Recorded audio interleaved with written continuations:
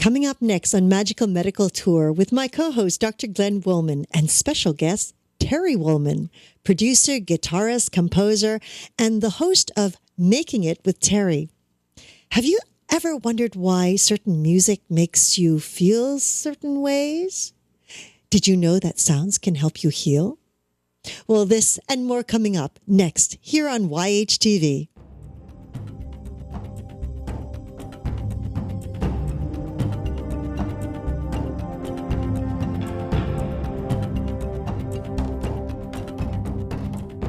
This week's episode is brought to you by Support the Mountains Herbal Parasite Cleanse. This formula targets the small and large intestinal tracts and larvae, the most broad-spectrum formula available today. 100% organic, formulated by Dr. Mikio Sankey, author of the Esoteric Acupuncture series. For 10% off your first bottle, visit shopyogahub.com and use the coupon code CLEANSE at checkout. Hello and welcome to YHTV's Magical Medical Tour. Thank you for joining us today. I'm Christina Suzama, and with me is our wonderful medical guide, Dr. Glenn Woolman. Hello, Dr. Woolman. Great day coming up today, Christina. Oh, yeah. Yeah, it's going to be good. We're going to have you bouncing today, I think. Greetings, everyone. Welcome to Magical Medical Tour. I'm Dr. Glenn Woolman. I will be your medical guide, along with Christina today as we travel through the healthcare galaxy. Each week, we are exploring ways to achieve optimal health. Today is episode 158, Music and Your Health. And we're going to see how music may affect physical and mental health and healing. We're going to be talking with Terry Woolman. And if that name sounds familiar, you'll find out why in just a few moments. Christina, if people want to get in touch with us, how do they do it? Yes. Well, at any time during the show, you can feel free to ask a question or make a comment simply by scrolling down on your screen and typing it into the comment box. Now, if you're listening to us on a podcast, just give us a call at 818-LETS-TALK. 818-LETS-TALK. Thank you, Doc. You're quite welcome. So, everybody, I'm very excited today. I've been trying to get this person on for a while. I thought I had pull. But apparently not. So Terry Woolman is a producer, he's a guitarist, he's a composer, and the host of Making It with Terry Woolman. And he's my cousin. Whee!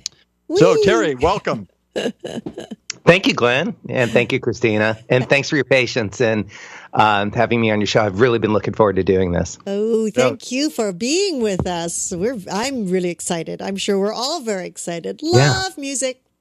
Me too.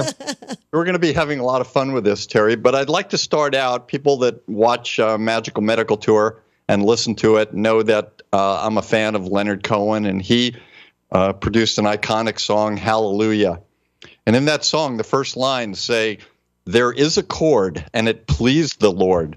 Mm-hmm. So what I would like to see is if you have a chord that would please Magical Medical Tour and Christina. I do, and I'm going to play it for you on my vihuela. Vihuela. Wow.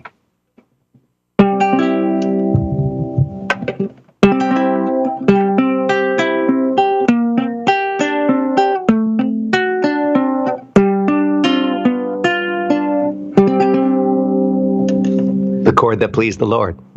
And please, Christina. Beautiful. I told you I'm in love. Yeah, there you go. And by the way, that chord is a major chord. What chord is it? C? It's a C major chord, the chord nice. I started with. Apparently, beautiful. According to Leonard Cohen, that is the chord that pleases the Lord. Oh, okay. So we're in here. Yes, we are. So, Terry, as the medical guide, we're going to find out a little bit of your story. We're going to talk about music and healing and maybe from around the world, different instruments we're going to look at, how sound affects us in different ways. And we're just going to go from there. We got lots of possibilities for today. That sound all right with you? That sounds great. I'm in. Okay, so let's, as we always do, we always try and find out about the person. So why don't you give us the history of Terry Woolman, starting from when you decided you wanted to play music up until about 5 minutes before the show? Okay. Like you, I grew up in Miami, Florida. I played different instruments growing up. Started with guitar, moved to piano, played drums for a year, clarinet in junior high school, which I was not very good at. I had a natural instinct for all of these other instruments, and then got serious about music, which we'll talk about more later on in the show. More in high school. Really, when I was 15, I moved with my dad to Mexico and bought a nylon string guitar there and really chose that as my instrument and got serious about it, and serious meaning focused. And after high school, I was not really sure what I was going to do with my life, and music kind of was a great guide and lifeline for me to make a great life. And I ended up going to school in Miami at the Miami-Dade Junior College. And then I moved to Boston to go to Berklee College of Music, which is a renowned music school in the world, and got a degree in arranging. I wanted to become not just a guitar player, but more of a complete musician. I moved to Los Angeles in 1981 and have been making a living as a record producer, a recording artist, a guitarist, an arranger, songwriter. In 1981, I had my first touring experience playing guitar with Billy Preston, and went to Europe, and then came back and have done a lot of things since then. I've got 7 albums out, including an album that you and I did together called Sleep Suite, which we'll talk about today. And more recently, I've been producing other artists. I just produced Tony Bennett and Dick Van Dyke and Alan Bergman with Dave Grusin for a really beautiful movie that I want to talk to you about. And I'm writing my next album. I'm working on my 8th album right now. That's nice. magnificent. Yeah, that's beautiful. And I would add also, you're a teacher of music. You've been nominated for multiple Grammys, and I've been on the ballot for multiple Grammys. Yes. Right. Yes. So you mentioned this special movie that you just did. Why don't we talk about that for a second or two? It's really wonderful. It's on HBO. It just came out this month, and it's called If You're Not in the Obit, Eat Breakfast.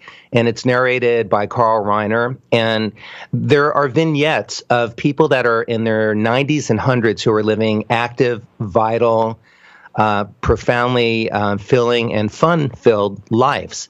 And the music, really, there was no music in the movie originally. This is really these stories about people, some celebrities, Dick Van Dyke, Betty White, Stan Lee, really Carl Reiner, Mel Brooks, Norman Lear, some very wonderful people, but also non-celebrities. There's a 98-year-old yoga teacher. There's a woman who has started running in her 60s, and she's in her 90s now, and she's a world record holder in her age group, partially because there's no competition in her age group at this point. But she trains and she runs, and she's really lovely. So that's what the movie is about. And the way I got involved in it is the director was doing the episode on Dick Van Dyke, and Dick was singing and dancing during his interview. And the director asked me if I might be able to do an arrangement of music and put a band together and go with Dick into the studio. So we did. And I met with him and his wife at his house, and we picked a song, Young at Heart.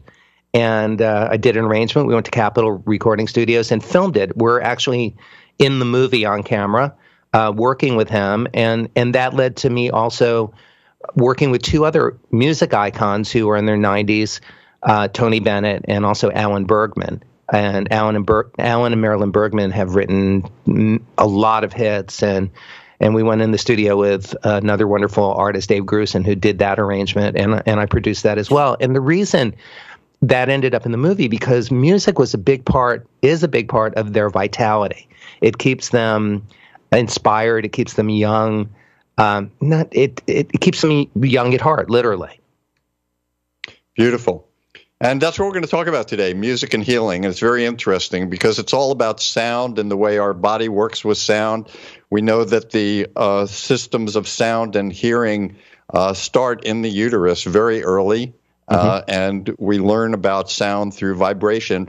And one of the interesting things that I did in my research is, there's the certain frequency of sounds that we hear in the human ear, and then there's sounds that are below that frequency and above that frequency. And within the realms of medicine and healing, Western medicine uses the sounds that are above the hearing sounds, like ultrasound. You've heard of ultrasound, where people can get a picture of a baby in the uterus or other things. And ultrasound is used for healing in many different ways on the skin, and to increase circulation and blood flow and soothing muscles, relaxing muscles. And then below is, you hear about things like lithotripsy, where through sound waves you can break up a potential kidney stone. So it's interesting that in Western medicine we use the sounds that are infrasonic or ultrasonic, but in some of the alternative medicines we seem to use the sounds that have to do with the range of frequency that's in the hearing, like bells and gongs and a number of Chinese and crystal bowls and Tibetan bowls, etc. So I really thought that was kind of interesting.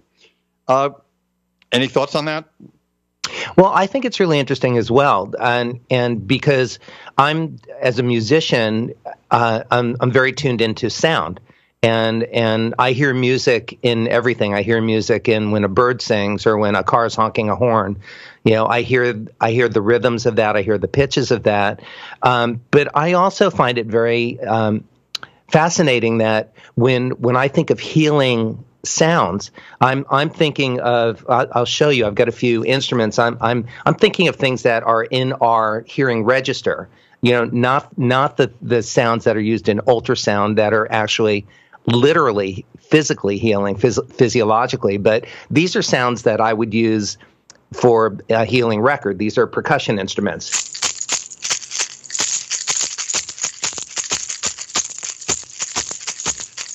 So it's a very organic sound. Here's another sound that I consider healing, and I use this on the intro of one of my songs called Mandela on my Silver Collection record. And this is just a little wooden flute. Wrong end.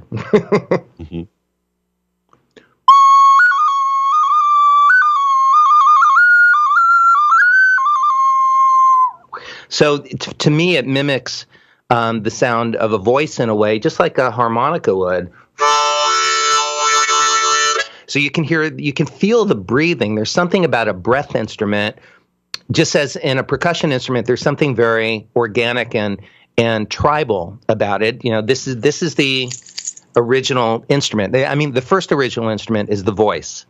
The second original instrument is a log drum, somebody just beating a stick on a log. But then there are other, flutes were made that were carved out of bone, or instruments that you would blow into that mimic the voice, that create a healing connection with people.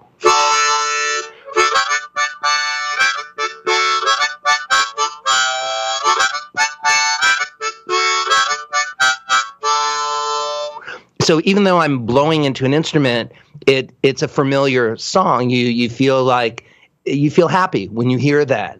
I want to grab one other instrument because this is a bass kalimba. It's from West Virginia, actually, but it's an African. It's derived from Africa. It originates from Africa. But the sound of this has the lower frequencies that you're talking about that are more healing.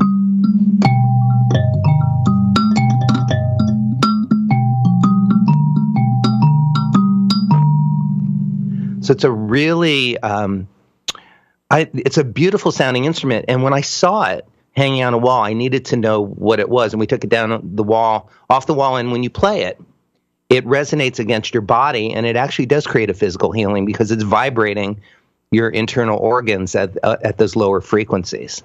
So these are just a couple of instruments that are, for me, organic instruments that I consider healing instruments.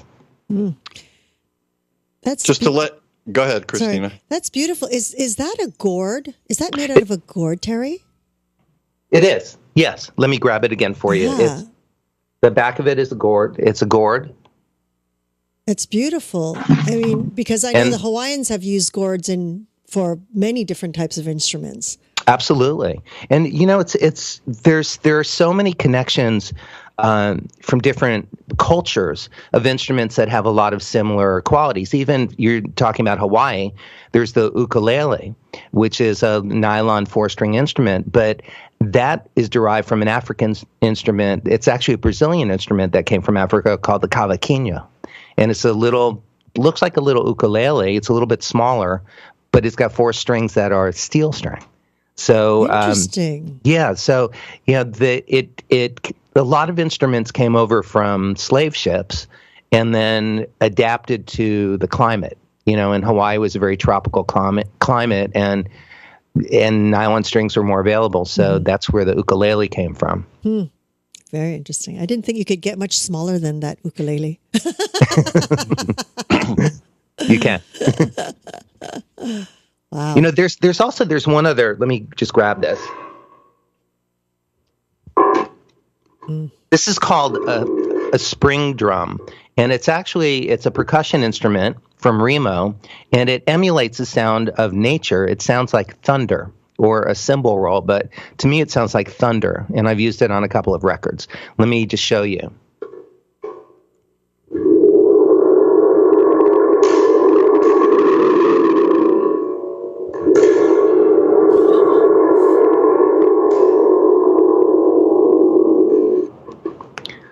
So, I actually used that on a Melissa Manchester record that I co-produced with her.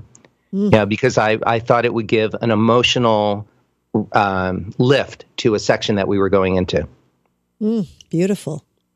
We should mention for people that are listening that Terry's showing a lot of instruments, so this might be one that you might want to also watch. But otherwise, because it's sound, you could certainly listen to it. Terry, and for the people that are listening and not watching, the spring drum is actually about 9 inches long, about 5 inches in depth, and it's basically like a hollow tube, and there's a skin on it, and then there's a spring hanging from it, and for some mathematical reasons that are beyond me, it sounds like thunder or a cymbal. Wow. So, Terry, most of the people that watch or listen to this show know that as a medical guide, I talk about 6 aspects of optimal health. And I challenged you with a process of trying to think of a couple of sounds, musical moments to introduce some of those. And you mentioned Sleep Sweet. We're going to talk about that in a few minutes. But I'd like to just go through each of our different aspects and see what you've come up with. This would be something that I believe when we're talking about, for example, nutrition, it might be something that a person might want to listen to while they're eating to help with digestion and things like that. So let's start out, if you don't mind, and let's pick the first one as nutrition. What do you have for us? So I came up with a little piece that I wrote for the show today that starts on that C major chord, Leonard Cohen's chord that pleases the Lord. But there's a little bit of motion to this that to me reflects good nutrition.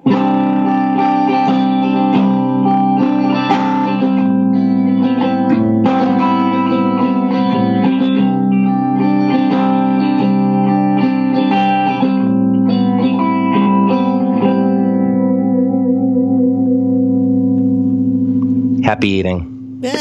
Yeah. I was imagining my digestive enzymes starting to work and my intestines starting to move and thinking of good food and everything else. That was very nice. Thank that's you. What I'm glad you said that, because that's what I was picturing when as a composer you would ask me to come up with something that reflects or represents all those things happening. So I had the same image. And perfect. And that was an original for Magical Medical Tour. Nice. That's right. Yes. Thank you. Yeah. Welcome. So the next one, anybody that goes to the gym or sees people walking around and running or things, always listening to something. So exercise is a very important aspect of healing. And what do you have for us in the way of exercise? Well, for exercise, there are basically two tempos generally of exercise. You're doing a slow, easy warm up with light weights, and it's going to be a slower tempo and an even movement. But when you move up to your aerobic level, or your energetic level, when you're pumping and really going, you got to get people charged up. So I co-wrote a piece of music specifically for exercise that ended up on a jazzercise record, and also for an artist. The album is called Bermuda's Triangle, and we'll put a link to it. The song is called Dance of the Divas. I wrote it with Jorge Bermudez and Josie Aiello, who's the singer, and we specifically wrote it at a very typical tempo for exercise, which is 120 beats per minute. So this is an example of exercise music, and it's a really fun song that we wrote about divas, in a good sense of the word, women from around the world who are powerful. And here's an example. She's dancing on that dance floor, her body feeling high, round and round in a circle like a Spanish butterfly. Dance of the divas, dance of the divas, dance of the divas, dance of the divas. Mamacitas divalicious, yeah.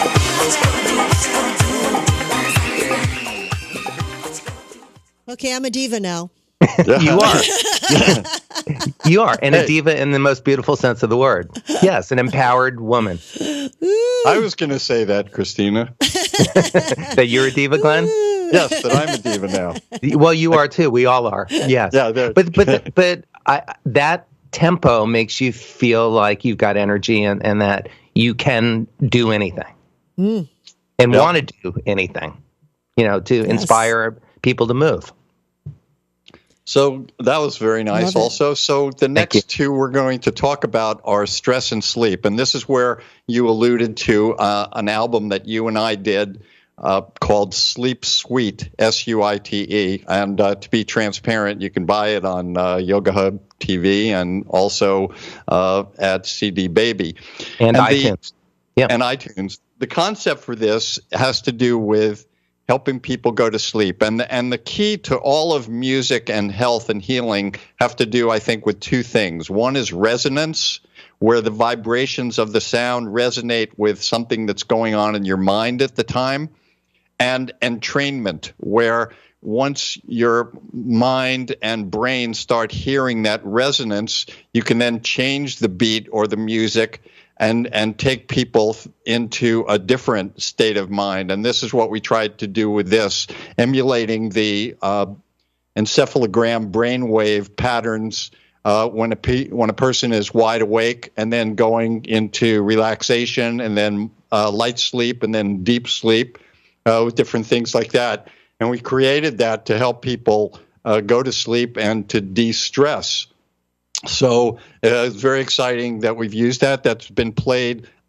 It's played in countries all around the world, in China, in Thailand, in Japan, in Bhutan, multiple parts of the United States, South America, Europe, Canada, a number of other places like that. So, Terry, do you want to say anything? And then we'll listen to a little bit of Sleep Suite.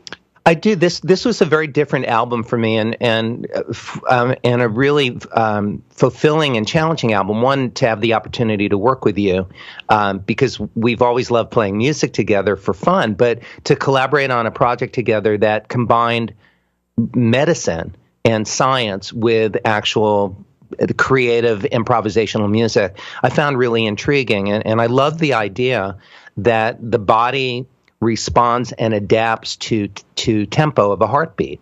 And you had explained to me that when the body's in utero, and it basically adapts to the mother's breathing and her heartbeat. So when the mom goes to sleep, the baby hopefully goes to sleep. And that was the concept of, or the undercurrent of this music that we created. So we created these tempos that represented certain states of REM cycles and sleep. And then, based on the information that you gave me, and then we combined these beautiful organic instruments, didgeridoo and Native American flute that you played, and Tibetan bells and Chinese bowls and chanting, and obviously guitar. But it was. I do want to give one little funny story. When we were mixing the record, I was ending up sending you the mixes, and you kept saying that there was a problem in the third suite where the music was dropping out, and we couldn't find it. And it turned out that the reason it was dropping out was because you were always falling asleep at that point of the mix. so we actually achieved the goal medically. And we were also joking when we were mixing this is that if we do this right, we're not going to be able to stay awake, and it won't be physically possible to mix the record and complete it because we won't have stayed awake through it. But it's a really beautiful album musically, but it's not a new age album. It's really an album that your body adjusts to as you are falling asleep. And well, let's just give an example. This is one of the pieces called Hypnagogue. We'll just play you a 60-second example of it, but this would be one of the cycles of sleep that it would take you through. And this is composed by Dr. Glenn Wallman, and myself.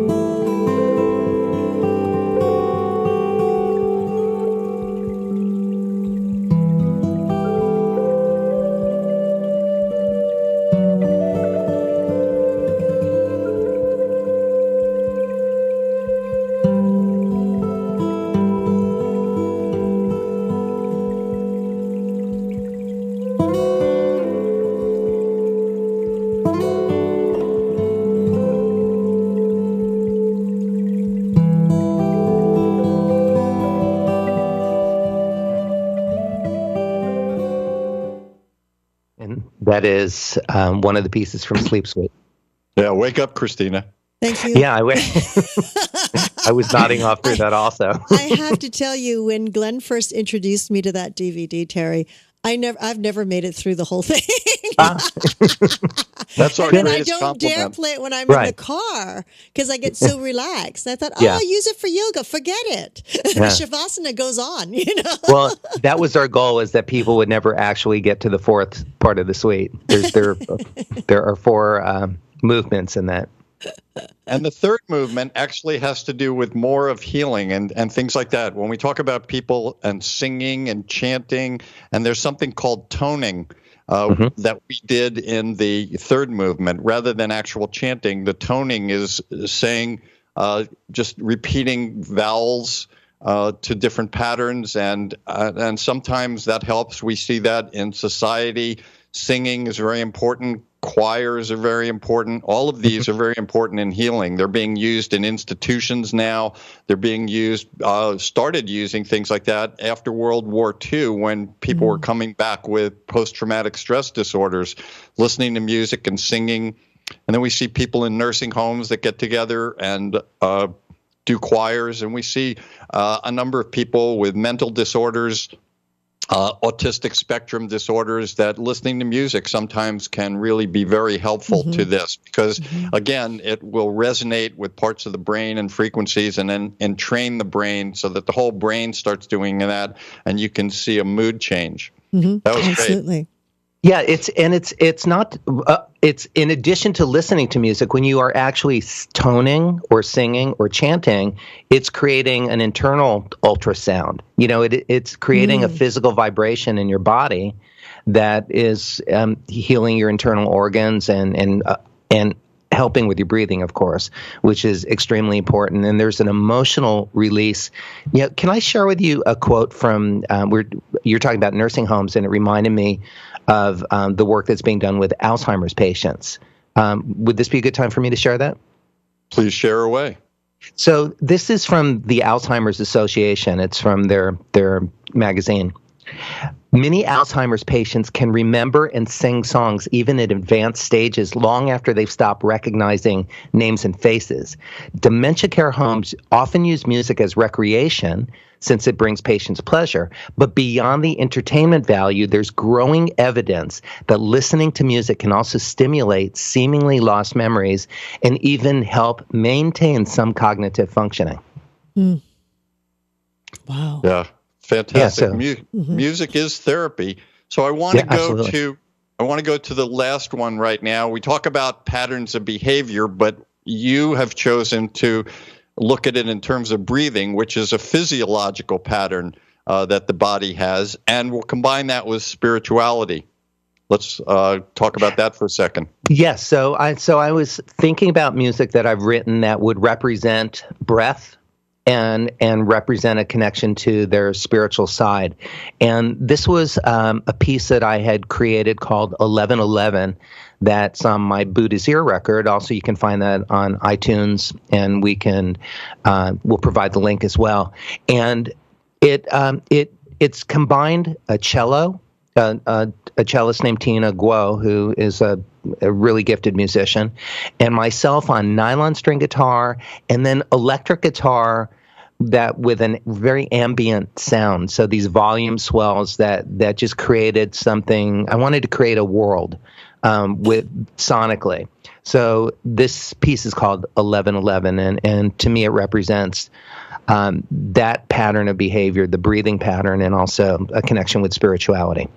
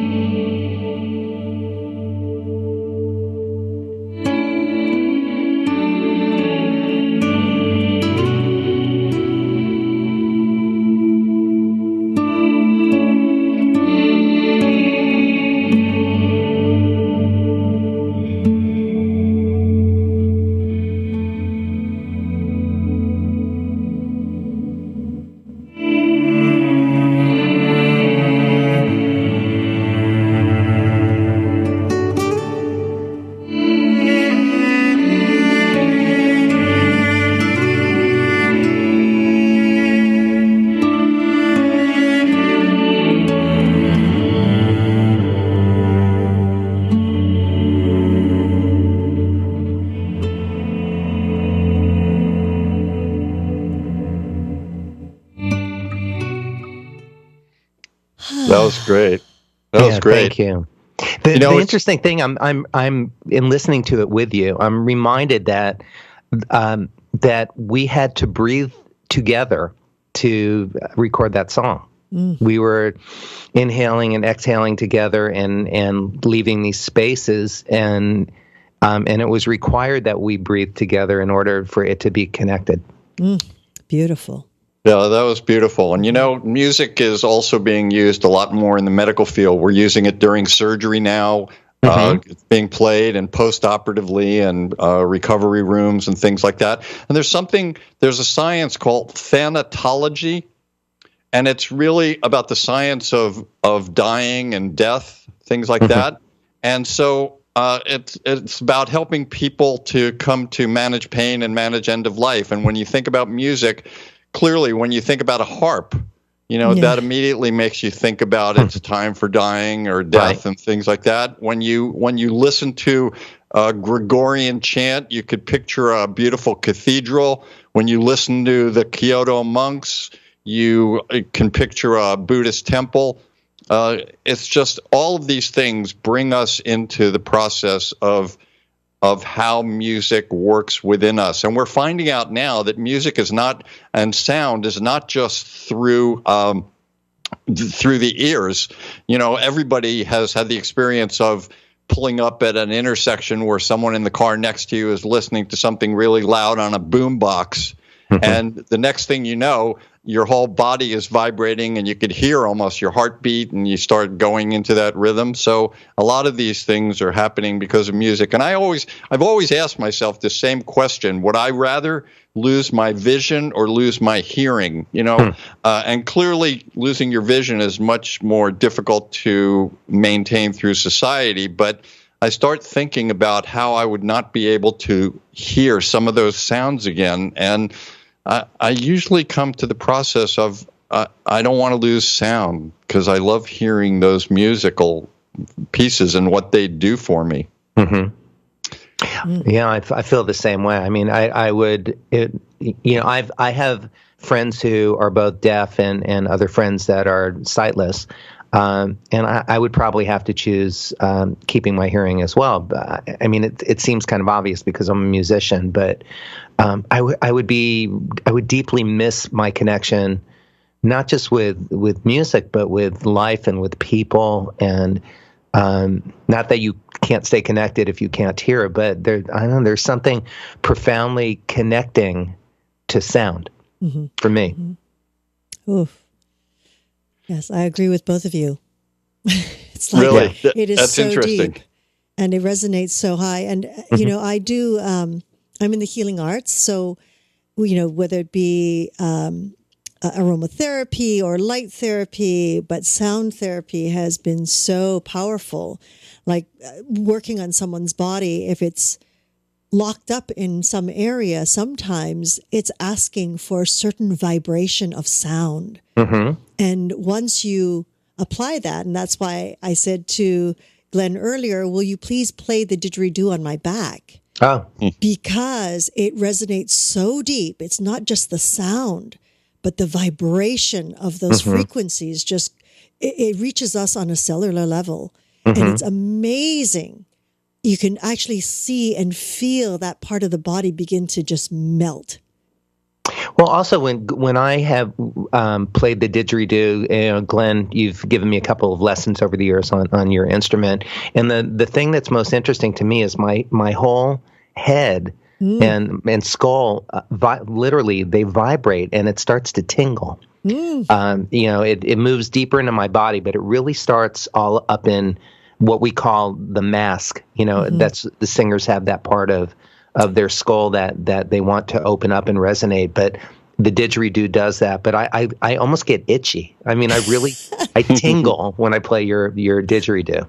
Wow. Well, it's interesting, the studies that are being done now, even things like on a cellular level with compounds or molecules like nitric oxide that get released when certain things happen, and they change cellular function at that time. And this is what it's all about. And, we talk about vibrations and healing and tuning. People are now creating devices that if you listen in one ear to a certain frequency and to another ear a different frequency, the difference between the two, you get a third frequency, and that sometimes can bring on a healing that, again, it's resonating with levels of the brain as it goes through sleep or through meditation and things like that, where it helps to get rid of anxiety, and it improves moods and changes behavior disorders. And speaking of that, we talk about healing and music. Terry, you've had some episodes where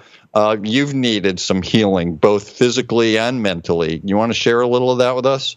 Yeah, absolutely. There were two very pivotal points in my life where music saved me, actually.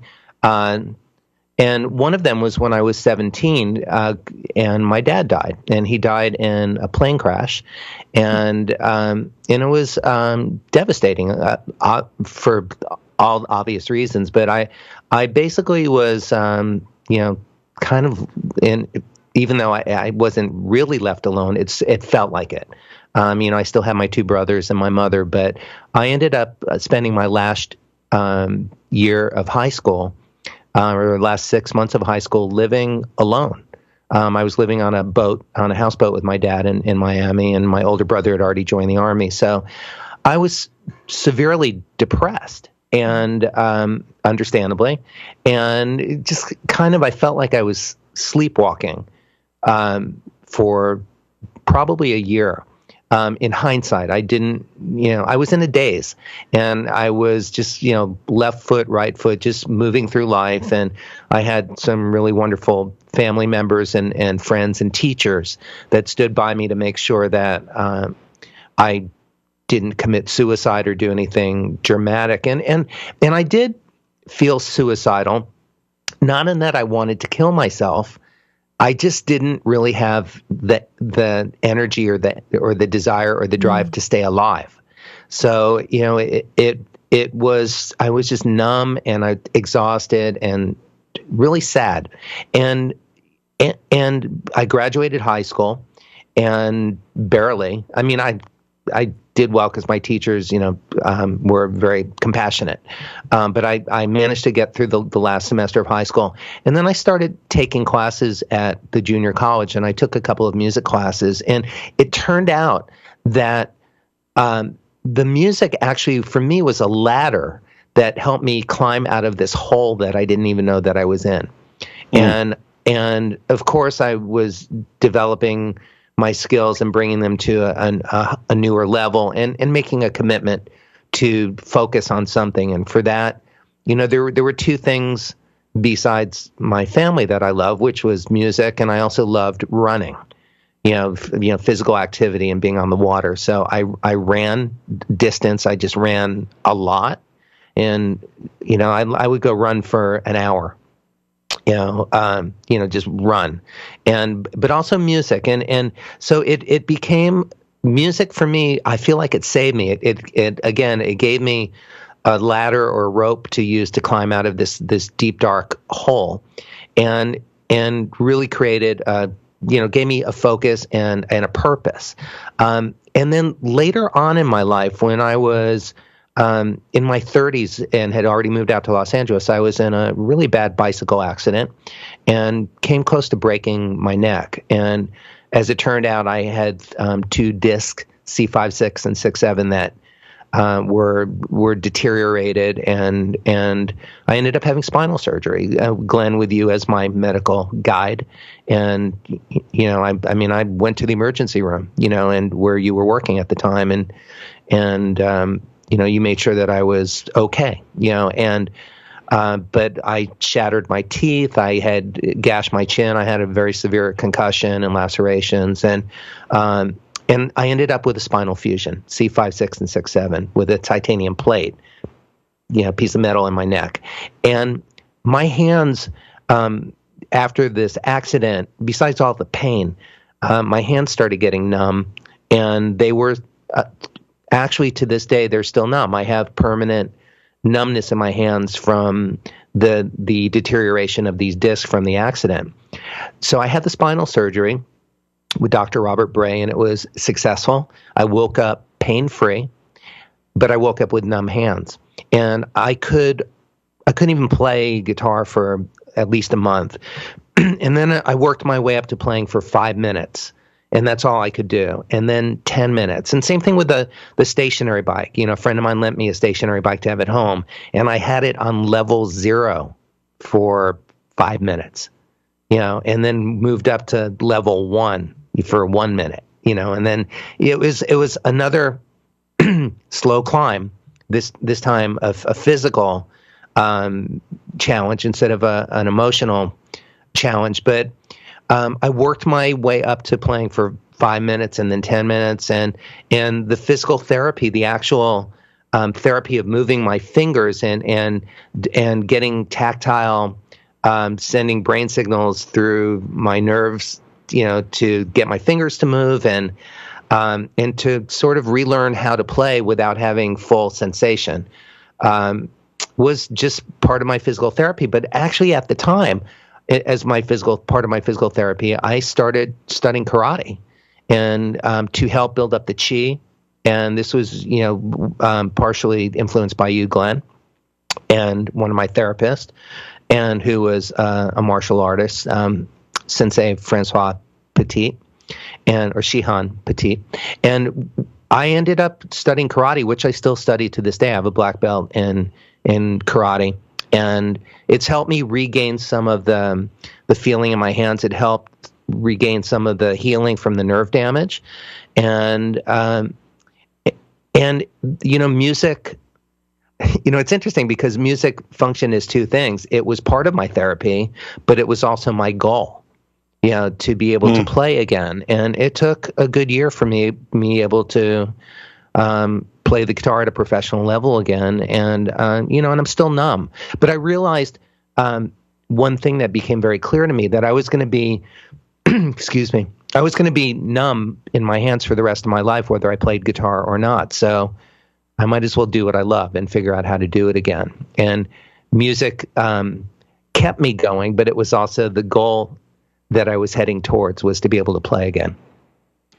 Beautiful. Thank you for sharing that. That was very good. Christina?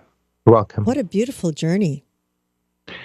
Thank you. I didn't feel beautiful at the time, but it's definitely been a journey, and I appreciate you saying that. Yeah, because I mean, I believe that through our hurdles in life, that we blossom. And, you know, through all those experiences, Terry, that you can draw from emotions and feelings. And I mean, that was everything to do in your body and in the cellular level. And now you've brought it out through your music. It's beautiful. Thank you. And, you know, one of the things that I've noticed, that I've traded some technical facility, you know, not being able to play as fast, for more depth and more, you know, content. There's a deeper place that I draw from when I'm playing and when I'm writing music right now. So it you know, it's been a gift, and I have a lot of gratitude. You know, I'm not only grateful to be able to play, but I'm not to sound melodramatic, but I'm grateful to be able to walk, because I met somebody when I was on tour. I was touring with Kepmo, who's a wonderful blues artist, and we were in Washington State, and there was somebody in a wheelchair that was in the audience that I could see from my side of the stage, who was a quadriplegic, and I was watching him with this big grin on his face, watching me play and watching all of us, and he was nodding from, you know, the neck up. He could move. He had, it turns out I went and spoke to him, befriended him, and he had movement in one of his fingers so he could control his wheelchair. He works at Microsoft. He recently got married and had a baby. But he was a quadriplegic. And when I went up and talked to him after the show, because I was curious, and just introduced myself to him. And he lit up because he goes, "You're the guitar player, mandolin player." And I said, "Yeah, that's me." And I said, "I have a neck injury also, but it's really minor compared to yours." And he said, "What's your injury?" And I said, "Well, it was a bike accident. It was C5, 6, and 6, 7." And he said, "Yeah, we have the exact same injury. Just mine was maybe a few millimeters worse than yours." So that put it in perspective. I'm grateful to be able to walk. Yeah, every day, all of us, in that respect. Yeah. Absolutely. Beautiful Terry, story. you talk about, yeah, it really is. I haven't heard all of that story. I've heard many parts of it, but putting it together like this and listening to it is great. And speaking about playing instruments, you know, we talk about people for memory, people that are losing their memory, dementia, Alzheimer's. They always recommend things like Sudoku or playing games or learning a new language or playing an instrument. What's your thoughts on playing an instrument, not only as therapy, but just for health and healing in general? Oh, I think it should be required. I think, or not required, not forced, but offered. Being able to play an instrument is fun. It's really fun. It's play. The word play is not lost to many of us as musicians. You know, it's supposed to be fun. I mean, we're very disciplined in our practice to achieve a level of technical ability. And we go to school and learn theory, and so we can express ourselves. But it's really, really fun to play music with people. And, you know, there are a lot of people, you know, you can very easily go up on the internet and just Google autistic child musician, and a lot of things will come up. And there are many people who are completely nonverbal. They're severely autistic. They don't have the ability to express themselves musically, but somehow they have this remarkable ability to play an instrument brilliantly. and express themselves that way. I remember years ago when my first record came out back in 1988, Bimini, and I had the opportunity to go to Las Vegas to perform for one of the radio stations there. And the station manager asked me if I would do him a big favor and come to his house after the radio interview because his son was severely autistic. And he said he's nonverbal, but he's very aware and involved and has friends that come and pick him up and take him to bowling alleys. And, he has a social life, could not speak a word, couldn't walk, he was in a wheelchair. He didn't have good motor control, but he said, he's a really big fan of your music. And it would be really wonderful if you would just come over and meet him. He goes, I know it's asking a lot. And I said, I'd be honored. And I went over and I met him and his dad, he's lying on the floor or on the bed. And he was probably about 12 years old. And his dad showed him he showed him the record album, the LP, so it was bigger. He had it in his room and basically introduced me and said, this is Terry. This is the person whose record you love. And I shook his hand and talked to him and he lit up. He couldn't talk, but he was grinning and slobbering and, and rolling around and had, and grunting. And I could tell that he was really happy to meet me and I was really happy to meet him. So even somebody who didn't have the ability to play an instrument had the ability to appreciate, and not just appreciate, but be deeply moved by music. So I think that, first of all, it's just a sin that music programs are being cut from schools. Yes. Music in schools, music in nursing homes, music in hospitals, music at when I was in Miami the last time I went to the VA, and did a show and talk for the vets, the wounded warriors through my brother Scott, who's a veteran. And, just to have the opportunity to share some music with them and bring bring smile to their face, bring some light, watch them tapping their feet and having a good time. So music, having the opportunity to be exposed to music, to hear music, I saw a video a year ago where there was music therapist, or she was actually an older woman who was going to hospital to speaking, trying to get people who were nonverbal, who had severe autism, advanced autism, to communicate and speak. And there was an older woman who could not speak at all. As a matter of fact, I think the person who was going to the hospitals was a Holocaust survivor. And was something she did to volunteer. And she went and started singing a song to this one woman who was nonverbal. And the woman started singing along with her. And she had not spoken for a year. And she still couldn't speak, but she started singing the words to this song. So it's profoundly important to provide musical instruments and musical access and exposure to people who are depressed, who are physically disabled in some way, and actually, it's not even just older people. I have a friend who is an interpreter for the deaf, and she brought.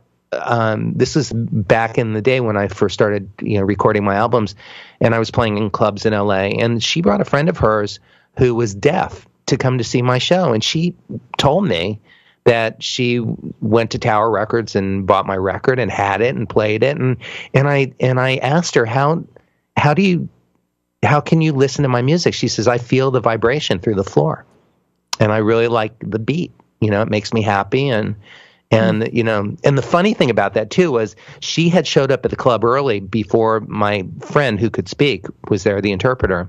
And so she showed up alone and she was real pretty and all these guys were hitting on her and she was having these conversations with guys because she could read lips really well. They didn't know she was deaf because it was a club and there's loud music and everybody's buying each other drinks and talking and and she's close to them and and she could speak. And it was really funny. I said, how did you have these conversations? She goes, they didn't know that. I'm just reading their lips. So she, she would go out to clubs and hear music. Yeah. Hey, Terry, to keep peace in the family, you Yes. mentioned one of your brothers, and I know you have another brother who is a musician, so I do. Michael. better get his name out there. Thank you. In addition to my brother Scott, who does volunteer work for the VA, my brother Michael, who also lives in Miami, I'm so proud of him. He's a single dad, and he's raising his daughter Victoria, and she's turning out to be lovely. But Michael plays drums and percussion, and he plays in some bands in Miami, and that's another really great example. He doesn't make a full-time living as a musician. He made a decision to get a regular job so that he could raise his daughter and be there, take her to school and drop her off. But he still plays music, and he's great, and it brings him a lot of joy, and him playing brings joy to other people. And so shout out to my brother Michael also, who expresses himself through drums and percussion as well. There you go. I just want to mention, for a lot of people that don't think they might have musical talent, we talked about the didgeridoo, and I recommend that to a lot of my clients as a medical guide, because you don't have to know music, you don't have to know notes, you don't have to know timing. It teaches you breathing and meditation, and it's calming, and you can be creative with it. So I think, unless you have a great instrument that you want to play, I recommend to everyone play the didgeridoo. Right, or get a harmonica that you can put in your pocket, because you're just breathing. You breathe out, and you breathe in.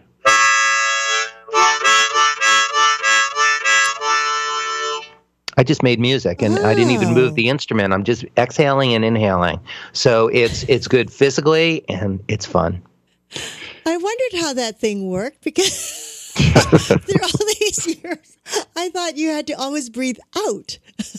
No, you breathe in and out. You inhale and you exhale, and it makes two different sounds. And then you move.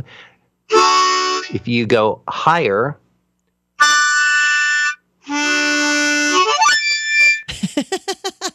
All right, out comes the harmonica. All and right. anybody can play one. Love it. Terry, Yes. one of the things we always try and do on this show is get Christina to bounce. And that usually happens when the person we're interviewing is saying something very interesting or exciting or something like that. And recently, Charles Edward Anderson Berry, Yeah. who was born October 18th, 1926, and died March 18th, 2017. He was an American guitarist, singer, and a songwriter, and one of the pioneers of rock and roll. And every once in a while, we do a little tribute. So I wonder if you would do a couple of notes to honor Mr. great Chuck Berry. Chuck Berry. Absolutely.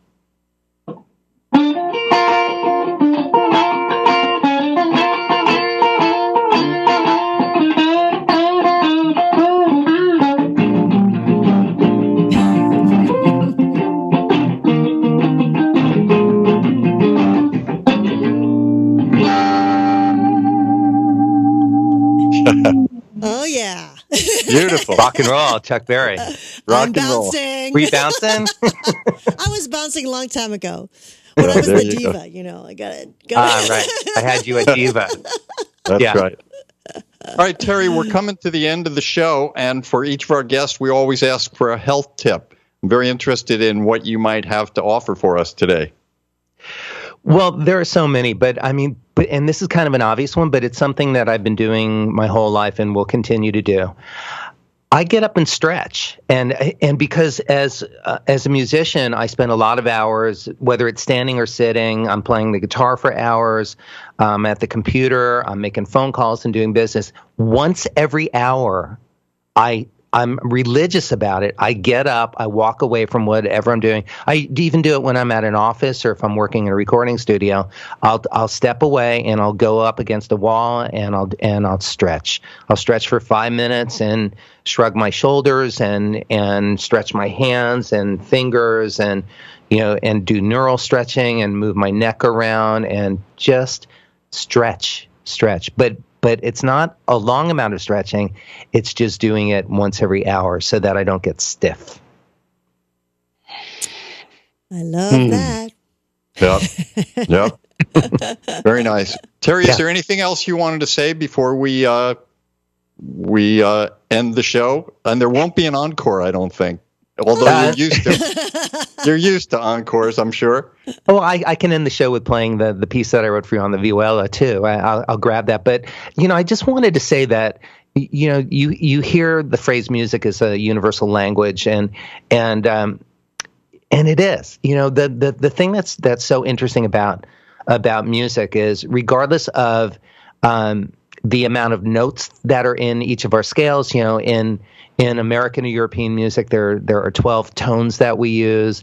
There are other countries and cultures, Indian music, Iranian music, that use micro scales. So there's maybe 4 spaces between each note. They're larger scales.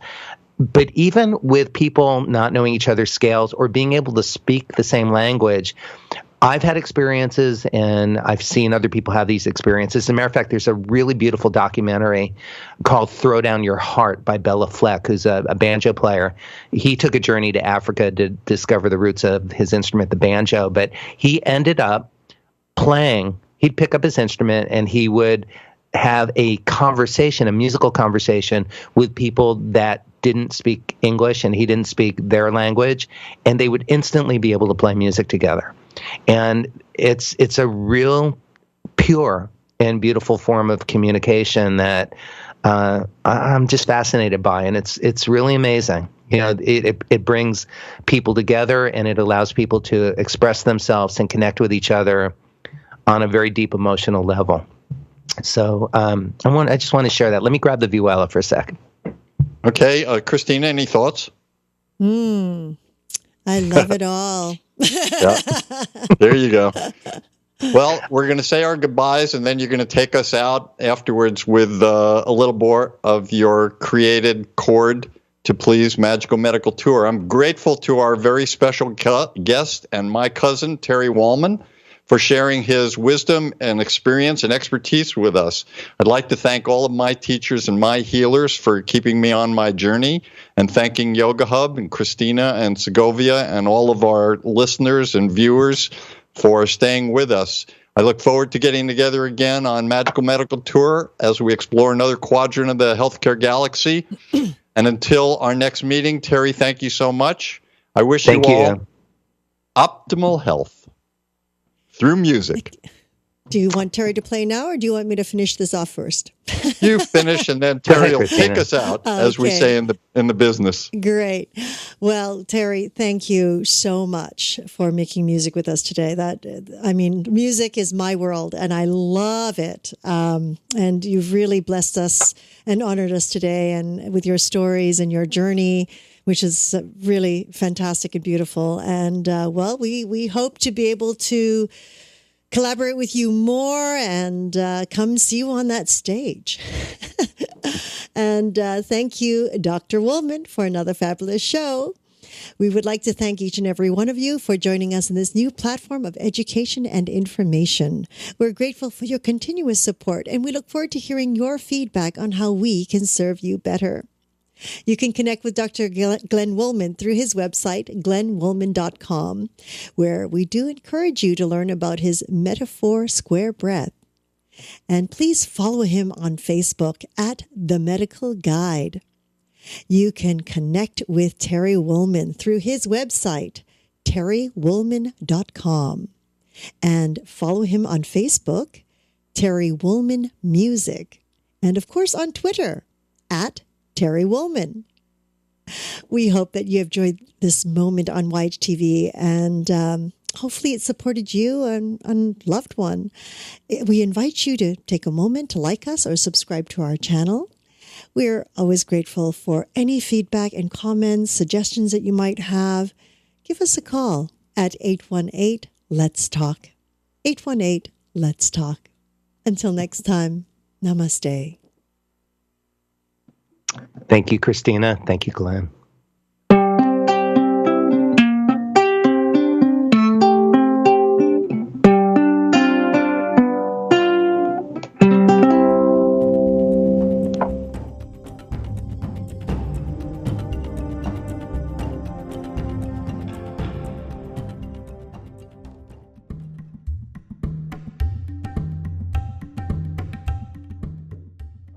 chronic pain, it turns out, has very little to do and very little correlation with tissue damage. And it has more to do with the brain mishandling the information, either because of some genetic predisposition to pain or some early life predisposition to pain or psychosocial issues. The chronic pain is more associated with brain phenomenon than peripheral phenomenon. Now, there are obviously exceptions, and that is